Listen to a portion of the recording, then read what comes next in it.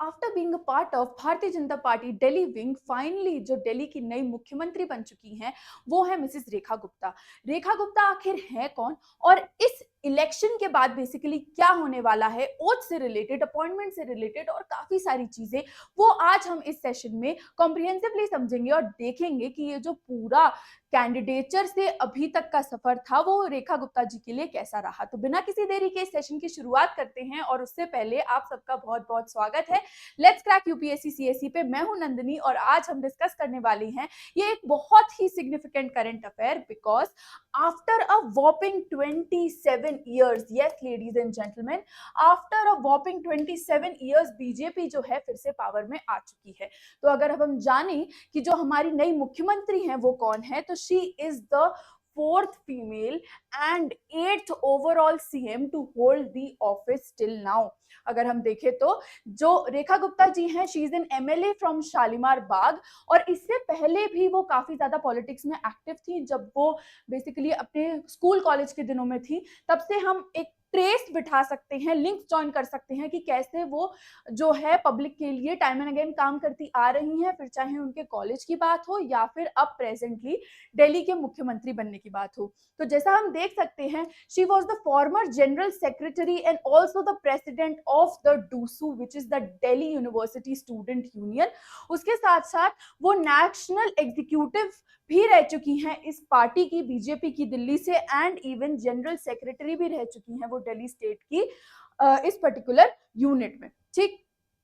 अभी फिलहाल अगर हम बात करें कि उन्होंने अपनी सीट कितने मार्जिन से जीती, तो आप देखेंगे कि उन्होंने शालीमार बाग की सीट इस 2025 के इलेक्शन में करीब 29,595 विच इज 29,595 वोट्स के मार्जिन से जीती, वंदना कुमारी को हराते हुए।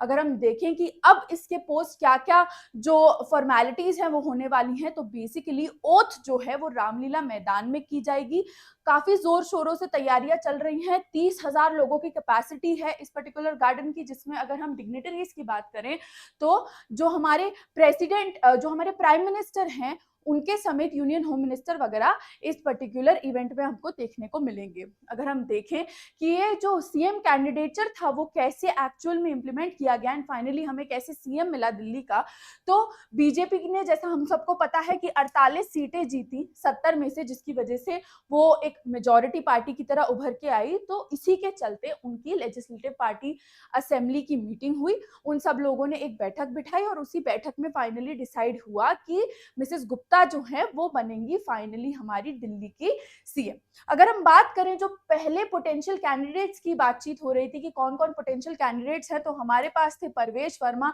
सतीश उपाध्याय, आशीष सूद इत्यादि। हालांकि एक डार्क हॉर्स का चयन करने की पहले से बात हो रही थी कि ऐसा हो सकता है कि इनमें से कोई नहीं हो जो बेसिकली दौड़ में फिलहाल आगे चल रहे हैं, हो सकता है इनमें से कोई भी इलेक्ट ना होके कोई अदर इंसान ही इलेक्ट हो रहा है, जैसे यूजुअली बीजेपी का पैटर्न रहा है। एंड हो सकता है कि एक फीमेल चेहरे को वो लोग उतारे, which exactly was something that we saw right now.